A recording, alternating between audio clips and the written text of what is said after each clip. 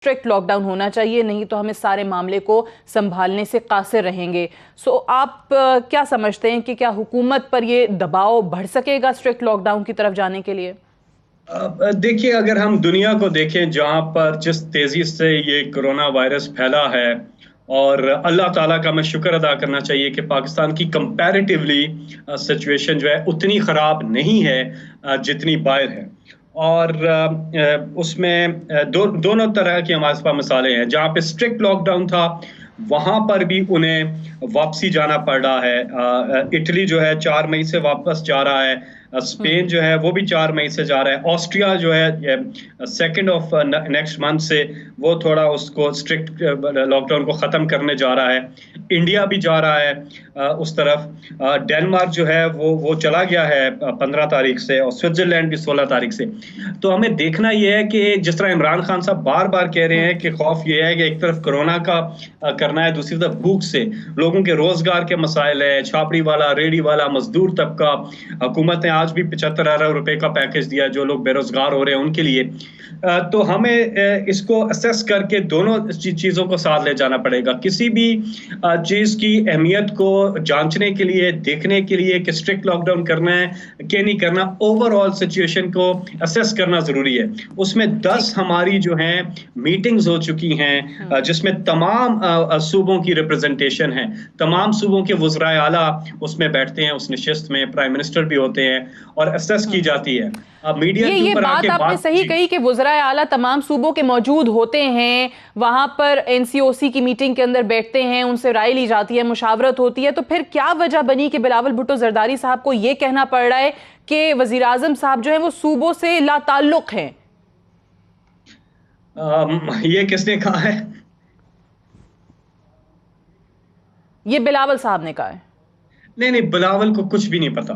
बिलावल को कुछ भी नहीं पता। वो वहां सिंध की दही आबादी देखे 75% से ज्यादा गुर्बत में है। कभी ये कराची में भी मच्छर कॉलोनी नहीं गए, कभी ये लियारी के अंदर जाके लोगों का हाल इन्होंने नहीं देखा। खुद आके इस्लामाबाद बैठ के हैं और ट्विटर कर रहे हैं। उनको कुछ भी नहीं पता।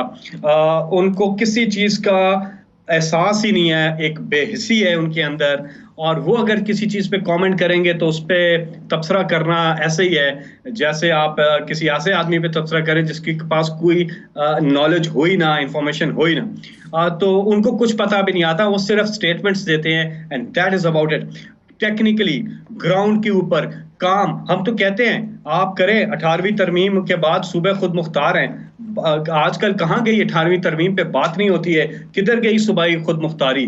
जब 10 एनसीसी के इजलास में आपके लोग आते हैं, वो मानते हैं आपके वजीर आला मुराद अली शाह चीजें, और बाहर जाके प्रेस कॉन्फ्रेंस में फर्क बात कर देते हैं। तो बात यह है कि आप जब प्रेस कॉन्फ्रेंस करें 2-2, 2.5 घंटे की जरूर करें, लेकिन लोगों को बताएं कि आपने टेक्निकली काम क्या किया है। यहाँ तो प्राइम मिनिस्टर रोज आके टेक्निकल चीजें बताते हैं, ये पैकेज, ये चीजें, ये क्वारंटीन सेंटर्स, ये हॉस्पिटल, ये किट्स, ये चीजें एनडीएमए आके अपनी करते हैं। तो बात ये काम पे बात करें। बिलावल को चाहिए काम पे बात करें। इस तरह से आके स्टेटमेंट्स दे देना बिल्कुल लाइल्मी है, उनकी कंप्लीट लाइल्मी है। पॉलिटिकल आप कह रहे हैं स्टेटमेंट्स ना दें, काम पे बात करें। एक आखिरी सवाल मैं आपसे फैसल जावेद साहब करना चाहूंगी कि इस वक्त जब आप लोग कोरोना से नबरदाजमा हैं, सूबे अलग स्ट्रैटेजी बताते हैं, सिंध का ओबियसली इख्तलाफ जो है वो बहुत वाज़ेह है, विफाक अपने तौर पे इस चीज़ को, इस जंग को लेकर चलना चाह रहा है। तो ऐसे में ये वफाकी हुकूमत की तरफ से जो अपोजिशन का भी तबसरा इस पे हो रहा है, तनकीद आ रही है कि एक नया शोशा छोड़ दिया गया 18वीं तरमीम का।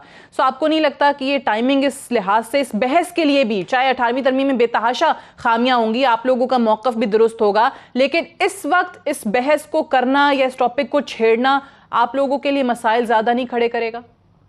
ये पता नहीं किसने ये बहस छेड़ दी है। अगर 18वीं तरमीम में सिर्फ एक चीज तो नहीं, उसमें बहुत सी चीजें हैं। यहाँ पे तो हम कह रहे हैं, सिंध वाले क्यों नहीं बात करते 18वीं तरमीम की पावर का, कि 18वीं तरमीम ने सूबों को खुद मुख्तार किया है। तो वो खुद मुख्तारी है किधर? पंजाब के वजीर सेहत का नाम आता है, खैबर पख्तूनख्वा के वजीर सेहत का नाम आता है, सिंध के वजीर सेहत का नाम तो गूगल करना पड़ता है लोगों को। और फिर हमें वज़राए आला भी अगर आप देखें तो ज्यादा प्रैक्टिकली जो काम पे नजर आते हैं वो पंजाब और खैबर पख्तूनख्वा के हैं। तो 18वीं तरमीम अगर, अच्छा असेंबली का तो इजलास हो नहीं रहा कोरोना वायरस की वजह से, अगर तरमीम होनी है तो असेंबली में होनी है, असेंबली की तो नशिस्त ही नहीं हो रही। तो कैसे तरमीम हो सकती है, या उसमें कैसे, हाँ ये जरूर है कि उसको डिबेट उस पर हो सकती है, कोई गुनाह नहीं है अगर उस पर आप डिबेट करना चाहते हैं, कुछ चीजें उसमें एडजस्ट, क्योंकि बहुत बड़ी तरमीम है वो, उसमें बहुत जबरदस्त चीजें भी हैं और कुछ चीजें हैं जिस पे नजरसानी हो सकती है।